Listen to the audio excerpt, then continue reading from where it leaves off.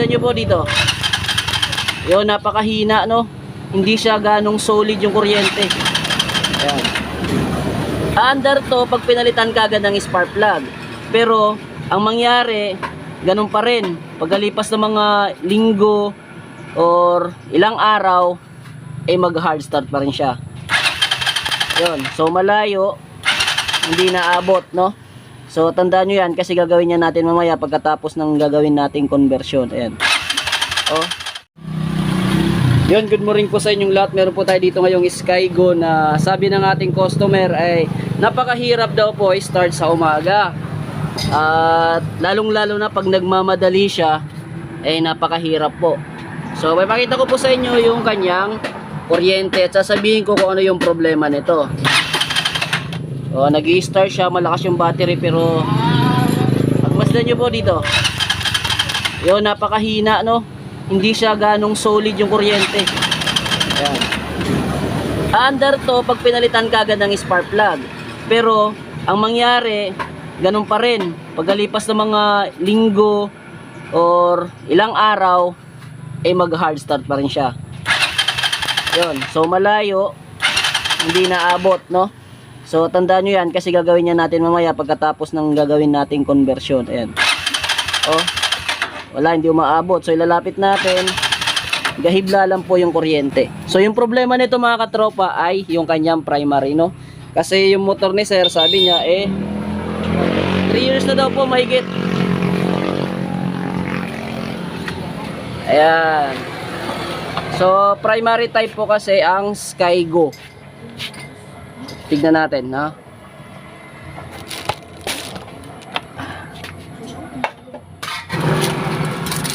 Yay, pag-ibig.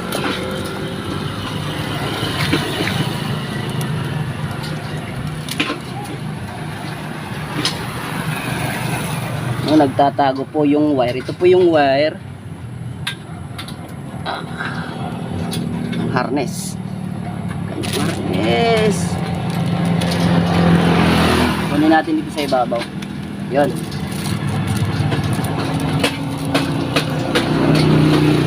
Sabit ka lang muna battery. Ito po ayan, oh. So primary type po yung Skygo ng ating katropa. 3 years na pong mahigit sa kanya. At ngayon ay pinapahirapan na po siya. Nag-hard start na po sa umaga.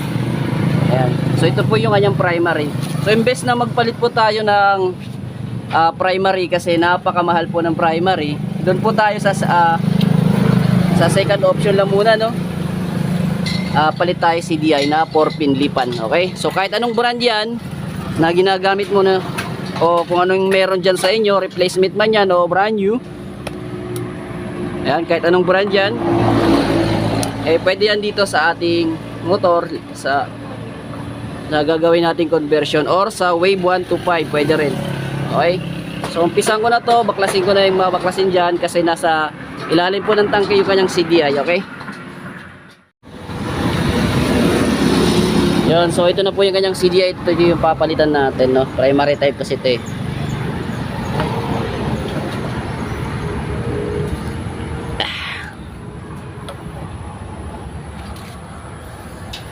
Tuloy na lang.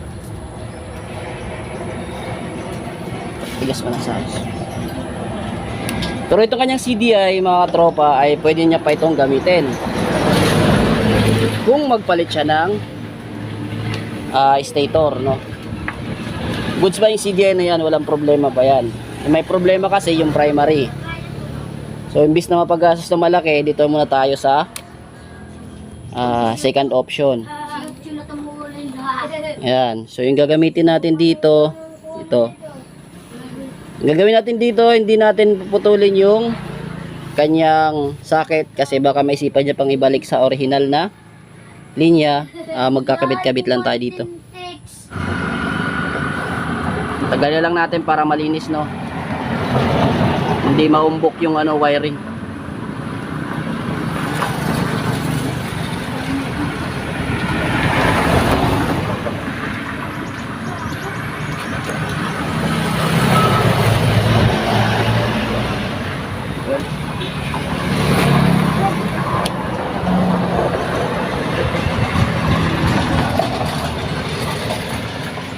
Yun, so sa nagsasabi dati na yung ginawa kong video ay mabilis, no?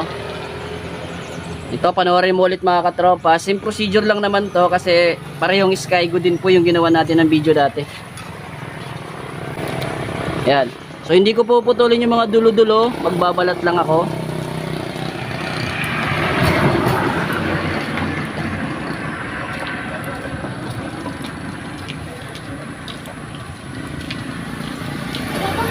Yun. Ayan, so mga katropa, sa nagsabi dati na mabilis yung ginawa nating video. Okay. So ito po yung socket. Meron po tayong socket dito. At tinanggal ko lang ito sa mga nakatambay na motor din dito. Kasi sayang din, no? Kaysa bibili si tropa, eh, marami pa naman tayo mga scrap dyan na wire na pwedeng pagtanggalan. Okay. So kung nakikita nyo, 5 po yung wire dito. Tatanggalin natin itong sa gitna kasi 4 pin po yung convention. Conversion natin. Yon, wala na. So itong 4 lang to yung gagawin natin. Kung nakikita nyo itong violet mga katropa, sa part na ito rito, tapos dito po yung salpakan ng socket, tingnan nyo. So nagsabi dati na mabilis, ayan, ito na, dadandahanin ko lang.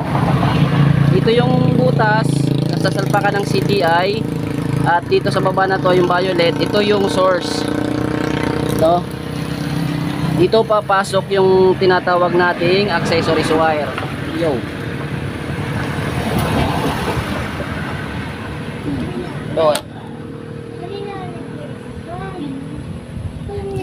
So, dito naman sa tinanggalan natin ng mga wire, no? O tinanggal natin sa socket ng mga wire. Hanapin mo diyan yung black na may red.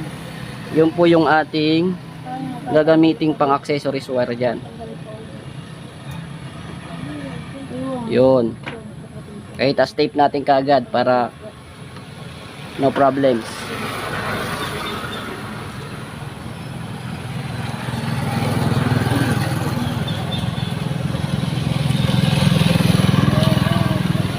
Yun, naubos yung tape natin. Okay, tapos na po tayo dyan. So yung black na may red, o black siya na may guhit na red, dito po sa baba na ito ng ating socket, no? Ayan, inuulit ko, yan po yung socket. Dito po sa part na yan.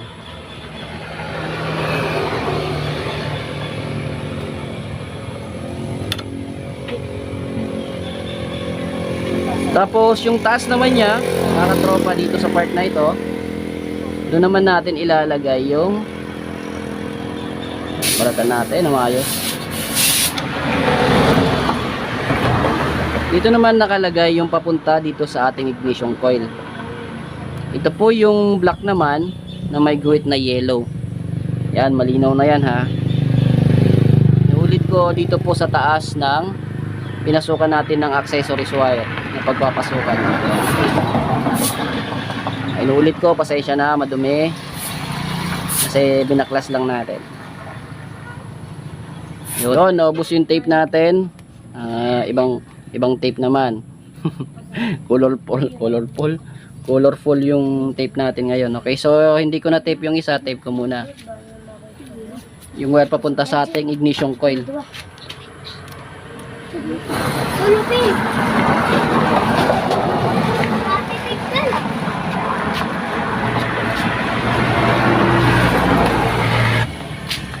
Okay, so next tayo dito po sa taas na ito, yung kulay pink na yan, sa tapat po ng pinagkabitan natin papunta sa ignition coil. Yun po yung ating pulser na galing po sa ating stator, yung positive po ng pulser. So dyan natin yan ikakabit.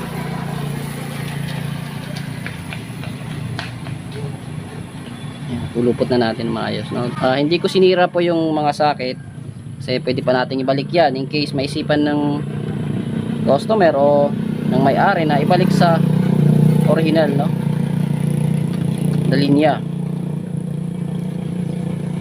Pero sa tingin ko hindi niya ito ibabalik, kaya tinanggal ko na lang sa socket para malinis. Yun, so meron na lang po tayong natitirang isang wire dito sa ating socket, yung part na ito dito, no? Ayan, so kung yung gamit nyo mga katropa ay lipan, ayan, no, yung lipan 110 yung gamit natin na CDI, dito po nakakabit yung ground. Kung wave 1 to 5, dito naman po sa kabila yung ground, baliktad po sila. Ayan. Kung gusto nyo malaman yung kanilang coding, may diagram po ako dyan sa ating YouTube channel, Papa Chad TV. Tignan nyo na lang po. Okay? So may natitira ditong green na may white na guhit, tapos yung solid na green, oh, makapal. At sasamahin natin sila. Yan, inulit ko. Pinagsama natin yung green, solid green at saka green na may white. Tapos dito naman sa natitirang wire ng ating socket. Wag nyong laitin yung socket natin, ha. Maliit lang yan pero malaking pakinabang. Yan, so tapos na po tayo dito. Napapansin nyo may isang wire dyan, yung black na may white, hindi na po yan kasali. Kasi yan po yung kill switch dati ng primary type. So ngayon, battery operated na po yung connection natin. Dalawa na po yung supply ng kanyang kuryente, si regulator at saka si battery. Kasi goods pa po yung battery. Yun, so para walang gulo, tanggalin na yan. At ibalik dito. May sipan niya pa ibalik eh. Yan, tape natin.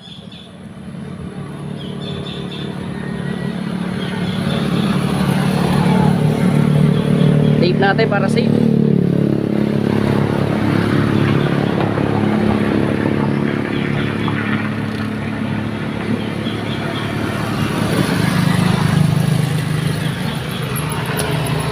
Yon, tapos na. Then salpak natin yung ating CDI.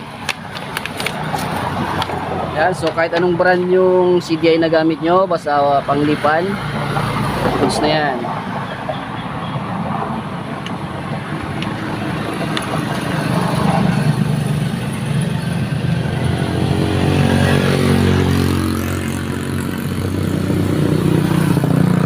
Okay. Yan na yan. Okay, tapos na tayo doon. May gagawin naman tayo dito sa baba. Okay.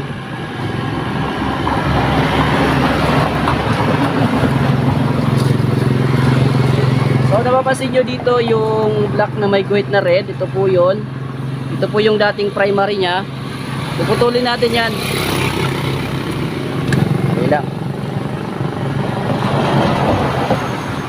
Yun. Para mas malinaw.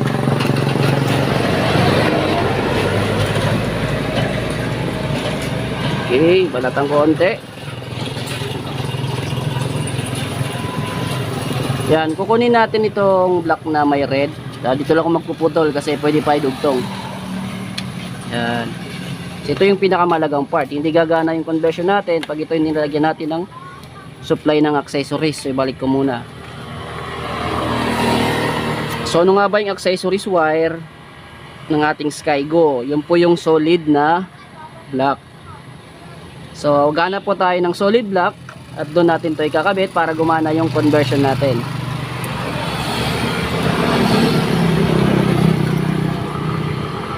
Okay, saan ba may pinakamalapit na black? May pinakamalapit dito itong ating flasher relay. Kukunin ko lang masikip. Virgin pa. Hindi pa ito natanggal. Yun. Tanggal na. So dito po sa flasher relay, nakikita natin dito yung kulay black. Yung ating accessories wire. So i-double check natin gamit yung ating tester. Buksan natin sa ilaw, sa susi. Yun. Then test light natin. Ilaw. So ito, dito to natin to ikakabit. So since para hindi mahila, magdudugtong tayo ng wire.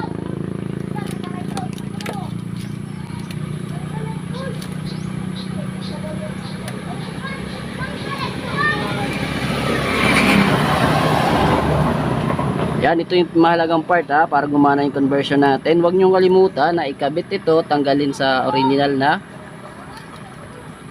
linya niya, yung black na may red.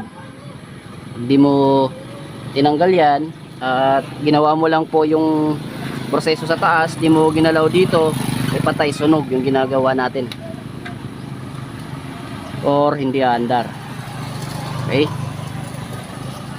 Or pumutok yung CDI na bago na kinabit mo. Huwag mong kalimutan, gagana lang yan pag naglagay tayo ng accessories. Putulin natin yung linya dito. Ito yung pinakamalaga. Dito sa part ng socket ha. Yan.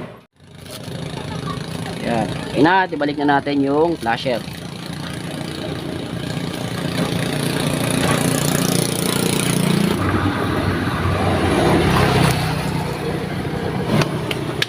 Yan, okay na. So, subukan natin kung may kuryente na sa kabila. Yun, si starter yung gagamitin natin.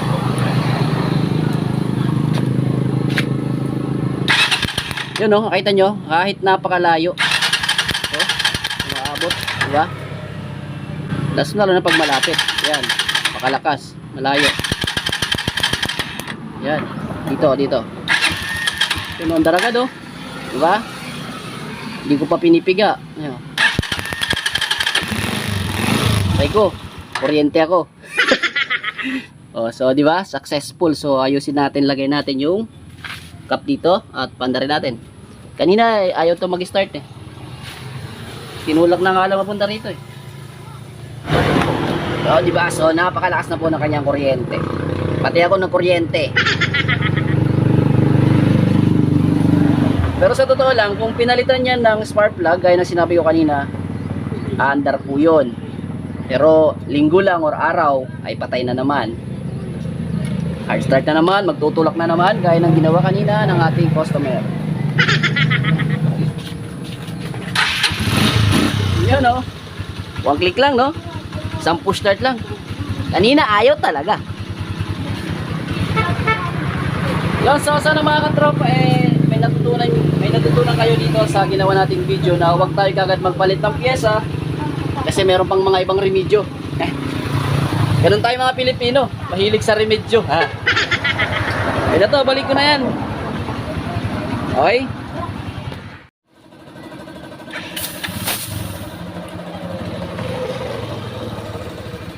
Sky go. Kina. Ay dala picture. Salamat. Thank you. Ikaw, sirano mo, sir? Amis carburetor. Tulon pati bunay. At syempre baka pwede naman subscribe Boy Hukbang at Burao TV Official. At salamat po sa inyong lahat. God bless you all. Ingat.